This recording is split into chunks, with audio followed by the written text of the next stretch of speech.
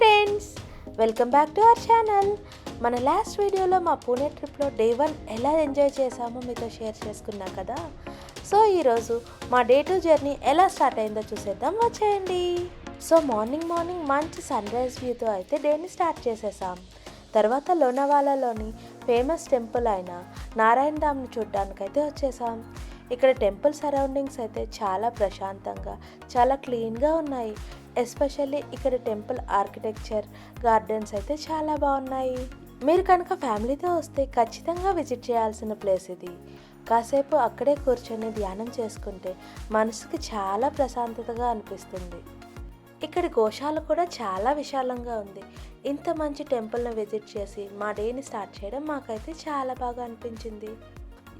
ఇక్కడ నుంచి మేము నెక్స్ట్ విజిట్ చేసే ప్లేస్ అయితే నార్మల్ ప్లేస్ అయితే కాదు. మరాఠా సామ్రాజ్య గర్వకారణం ఛత్రపతి శివాజీ మహారాజ్ గారి వ్యూహాత్మక స్థావరం లోహాగఢ్ ఫోర్ట్. ఇది సముద్ర మట్టం నుంచి సుమారుగా 3400 అడుగుల ఎత్తున ఉండి మబ్బులను తాకుతూ ఉంటుందా అన్నట్టుగా అనిపిస్తుంది. లోహాగఢ్ అంటే ఇనుప కోట. శత్రువులకి ఏమాత్రం చిక్కకుండా అంత కట్టుదిట్టంగా కట్టిన కోట ఇది. ఫోర్ట్ టైమింగ్స్ అయితే మనకి మార్నింగ్ 9 AM నుంచి ఈవినింగ్ 6 PM వరకు ఉంటుంది. అండ్ కొండపైకి ఎక్కడానికి మనకి దాదాపుగా అరౌండ్ 500 to 600 స్టెప్స్ అయితే ఉంటాయి. ఇవి చాలా వెడల్పుగా ఉండటం వల్ల కొంచెం ఈజీగా అయితే ఎక్కొచ్చు. ఇంకా ఫోర్ట్ని ఫినిష్ చేసుకొని కొద్దిగా రిలాక్స్ అవుదామని కండాల లేక్లో బోటింగ్కి అయితే వచ్చేసాం. ఇక్కడ మీరు పెడలింగ్ బోట్ లేదా రోయింగ్ బోట్ని అయితే సెలెక్ట్ చేసుకోవచ్చు. మేమైతే పెడలింగ్ బోట్ని తీసుకొని మెల్లగా నీటి మధ్యలోనికి అయితే వెళ్ళిపోయాం. చుట్టూ కొండల మధ్యలో ఈ బోటింగ్ ఎక్స్పీరియన్స్ అయితే చాలా బాగా నచ్చింది. సో ఇంకా బోటింగ్ని ఫినిష్ చేసేసుకొని మేము నెక్స్ట్ వెళ్ళిన ప్లేస్ అయితే సునీల్స్ వ్యాక్స్ మ్యూజియం.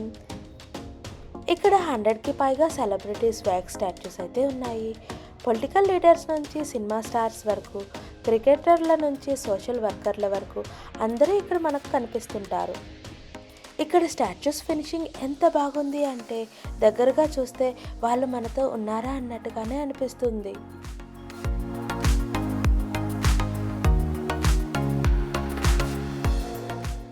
సో మీకు నచ్చిన సెలబ్రిటీతో కలిసి ఫోటో తీసుకోవాలని ఉందా?